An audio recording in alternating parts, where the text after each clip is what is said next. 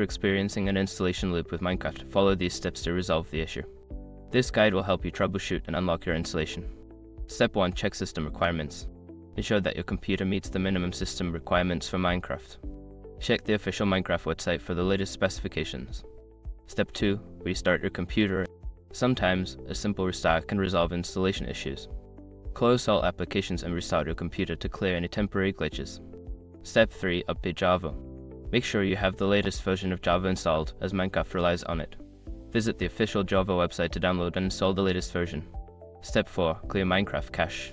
Navigate to the Minecraft installation folder and delete any cache files.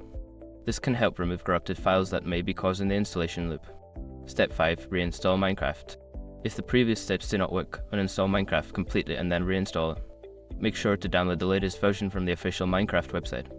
By following these steps, you should be able to resolve the installation loop and enjoy playing Minecraft. If problems persist, consider reaching out to Minecraft support for further assistance.